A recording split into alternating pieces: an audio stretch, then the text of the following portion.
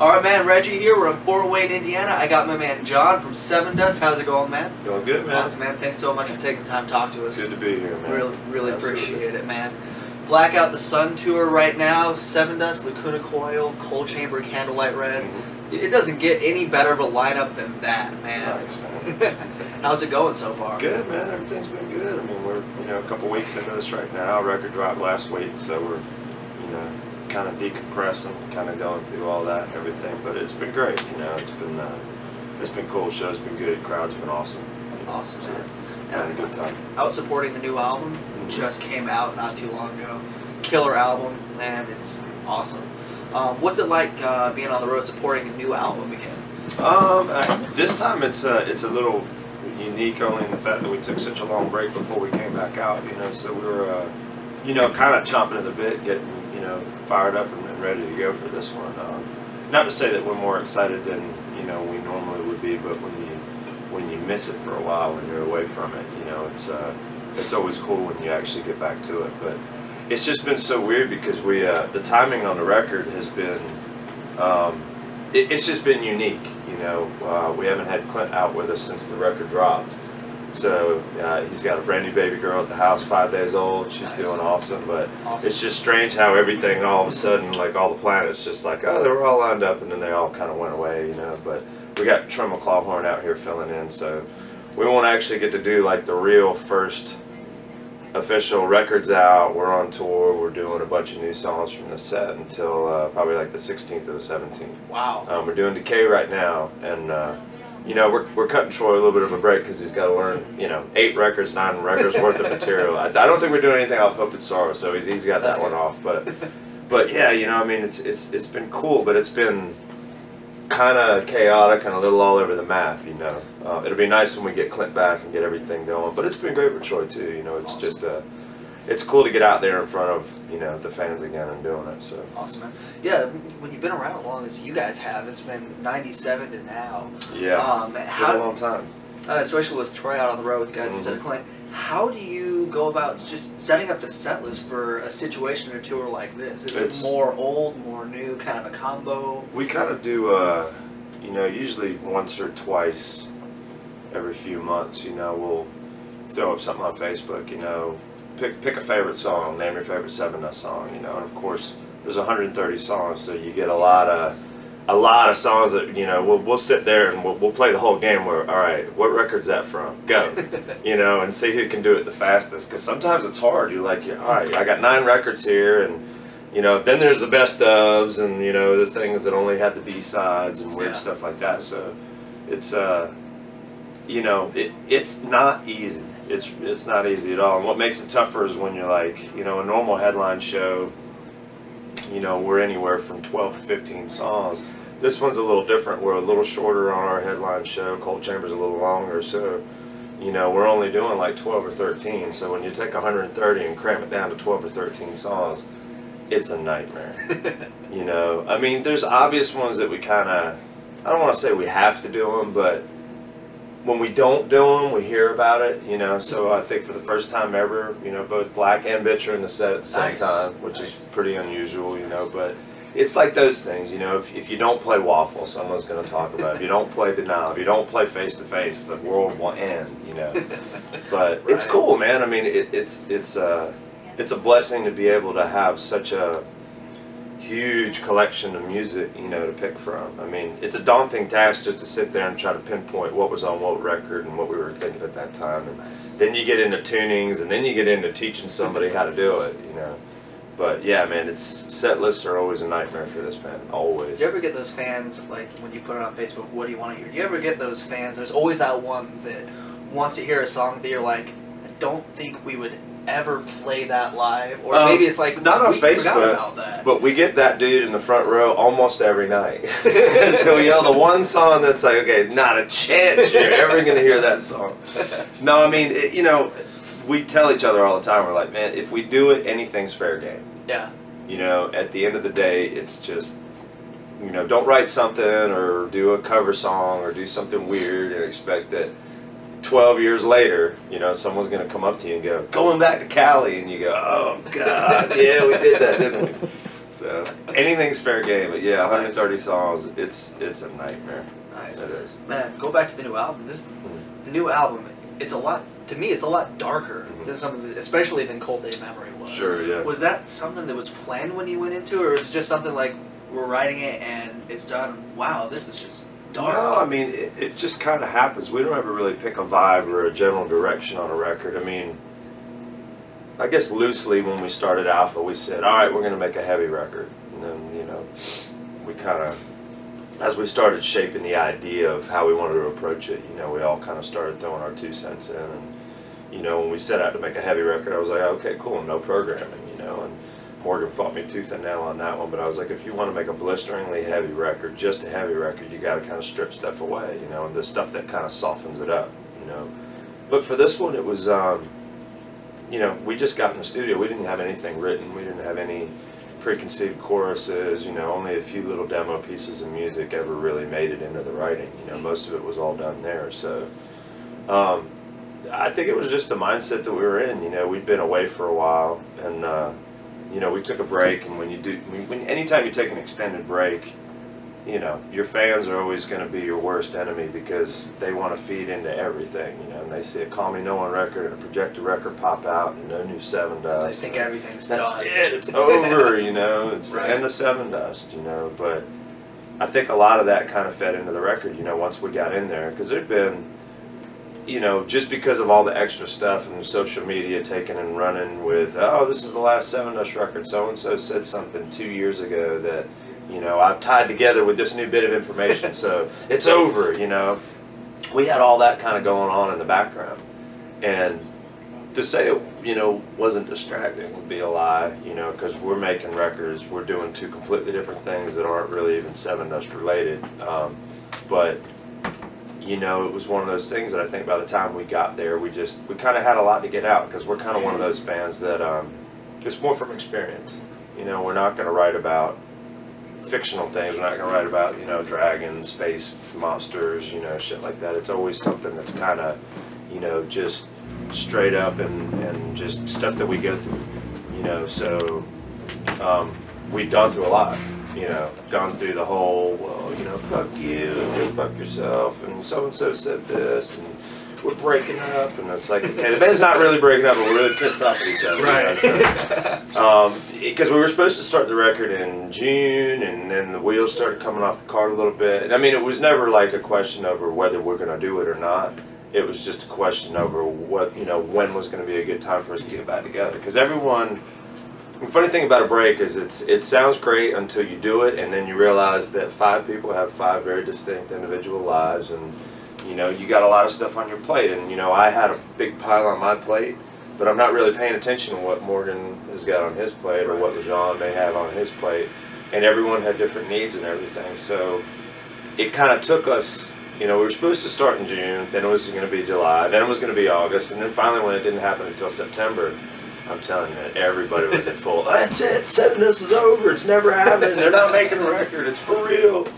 So, you know, I think it came out a little darker just because of a lot of the chatter, you know.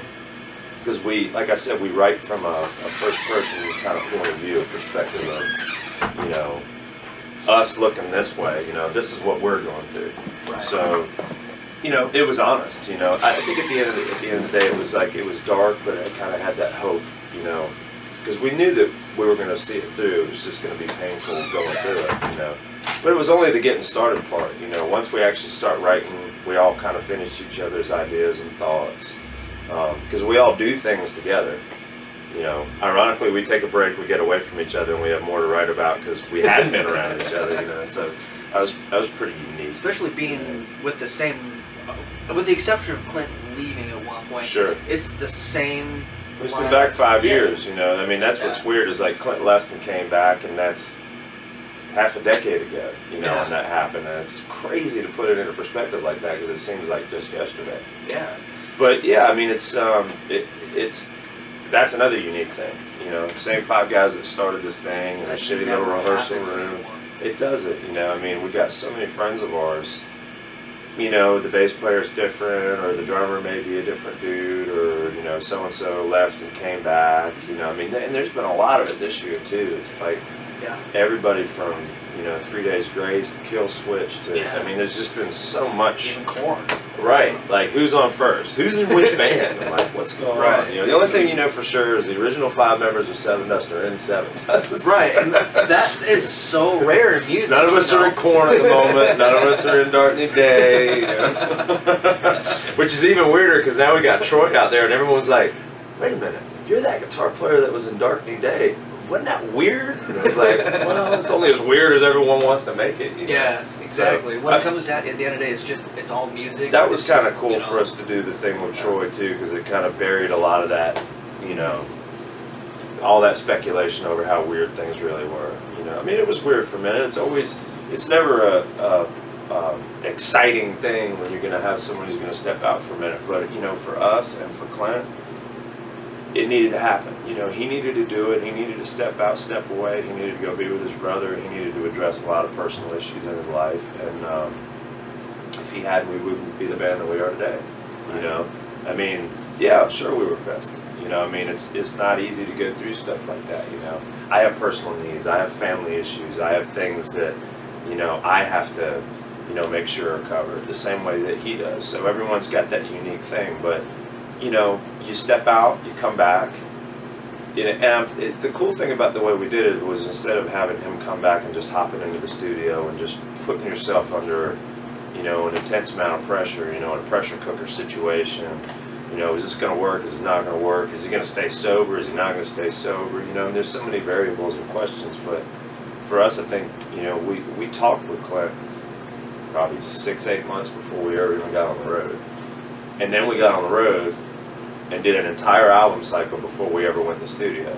So by the time we hit the studio, it was all, everything was kind of back to normal, you know. But the thing about this band that's the most important thing is, like, no matter how many records we make or how much time we spend in the studio, it's what we do on stage and how we kind of dial in and connect with each other and our chemistry up there. That's the most important drill, you know, because, I mean, we made records where, you know, everyone's in the studio at the same time. We made records where nobody's in the studio at the same time. We made records where we played all together. We've made records where we used 9 different studios and, you know, 6 different states, you know, over a year and a half. We've made so many different kinds of records that, you know, it's just, no matter how we go about doing it, whatever our approach is or whatever our goal or our intention is, it's cool having that original 5-guy chemistry.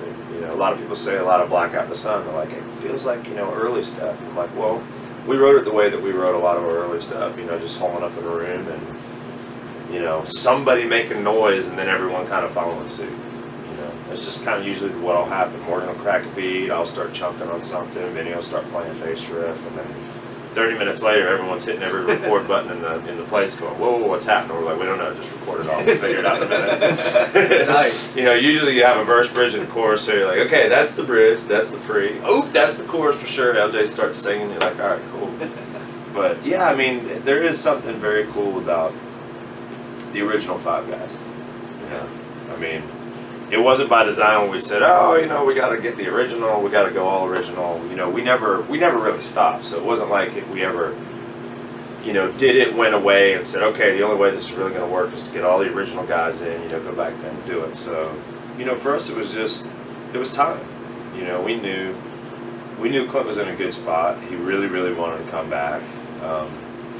You know, we put it off for, I hate to say we put it off for as long as we could, but it was kind of one of those things where it was like, you know, for Sonny it was a really dicey situation because technically he didn't do anything to get let go or fired.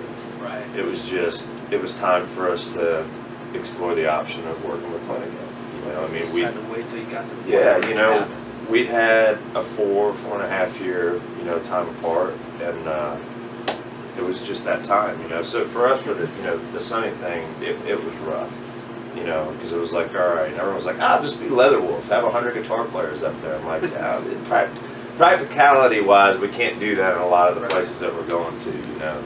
I mean, we could get every guitar player that's ever jammed with us up there, you know. We have 100 guitar players and 7 of those tour. You know. Nice. This place, I know you guys have played Pierce before. Mm-hmm. It's I've done a couple shows. This place, there's just something about it. It's crazy. Yeah, it's cool. I know that there's guys that have come from Kentucky to come to the show tonight, man. What sets a Sevendust show apart from other bands? I don't know. I mean, I think our approach to it has just been a little bit, I don't want to say it's unique or different. It's just kind of the way that we go about doing it. You know, we've always built it on the 5 of us up there on stage, and everything else just kind of falls into place. So, you know, we've never been one to really put a whole lot of a focus in, you know, the live show as far as, and it's going to come out wrong the way it's going to sound. We've never really focused on the production as much as maybe we are now. We've always kind of put the weight on us. But a lot of that comes out of necessity. And when you're broke and you're riding around in a van and you can't get a tour, and you know you're lucky to get a snot tour or a coal chamber tour or something like that back in the day, it's like you kind of make do with what you got. So we always just did our best to get up there and do what we had with nothing. So when you see a show and now we've got some bells and whistles and, you know, some production things that we can throw at you, it's still the same mindset that we had when we didn't have anything. It's just with the extra stuff. So everyone's like, oh, it's the best show we've ever seen. And we're like, okay, cool. Because not to say that it feels the same, but it should feel the same, because the Sevendust show feels pretty awesome. You know, so, but for us, it's similar, you know, but we're not looking at it and seeing it from the outside perspective. So it's definitely the most, you know, the most that we've actually put into a show as far as just the lights and the looks and things like that. So it's us doing what we always do with a little bit extra on top of it, you know. But I mean, it's just us slugging it out there, you know. It's always been the 5 of us up on stage, no one really giving us a fair shake, giving us credit what credit's due, and, you know, us just kind of going out there and just earning it one fan at a time, you know. It's one of the cool things about this place is just because of the amount of people you can pack into that room, you know. It's like, it's the biggest little room in the world, or vice versa, however you're going to look at it, you know. But it's cool because you can see almost everybody in here, you know, and the shows are always just off the hook. Yeah, I haven't been to a dead show here yet. I don't think we've, you know, we've had some that have been better than others, but as far as, you know, the band goes, we might have sucked. The crowd has never sucked. Yeah. You know, so we can have a weird show, but Pierre's does not have bad fan shows. That's true. And coming up, man, finally. It's, for a while, it seemed like it was a ways away, but man, we got festival season coming up. See, Soundgarden, just because I haven't had a chance to, you know, I mean, we grew up with Alice in Chains and Soundgarden, so those are, you know, folks that I've always looked up to, you know, I mean, as a kid, you know, a fan before I ever did any of this stuff, you know, bands like Soundgarden and Alice in Chains kind of helped me mold, you know, the musician that I am today, so, you know, it's always cool when you can get those things, you know, together. And we've done shows with Alice in Chains, and you know, we've known William Duvall, the singer for Alice in Chains, for a while. You know, being from Atlanta. Right. But it'd be cool seeing Soundgarden up there. You know. Yeah. Because I mean, I'm a huge Chris Cornell fan. I always have been. You know, and Soundgarden was it. It was the first band that I saw back in the day that just went, hang on a second, what just happened? You know, I didn't get it. You know, and it's just, it's going to be really, really cool to see that one. But yeah, anytime you do any kind of those shows, it's like, for us, it's great to play, but, you know, we're constantly looking at the schedule going, all right, I got to press when? I'm not doing press during the middle of their set, you know. So that's the thing that sucks, is they're running you around, and you're like, oh, I got to miss them? Yeah. You know, but it is what it is. But, I mean, it should be a lot of fun, but yeah, Soundgarden for sure. They're the ones that I'm looking most forward to. Awesome, man. Thanks for taking the time. Yeah, absolutely. Man. John Connolly, Sevendust. All right. Get here. All right, brother.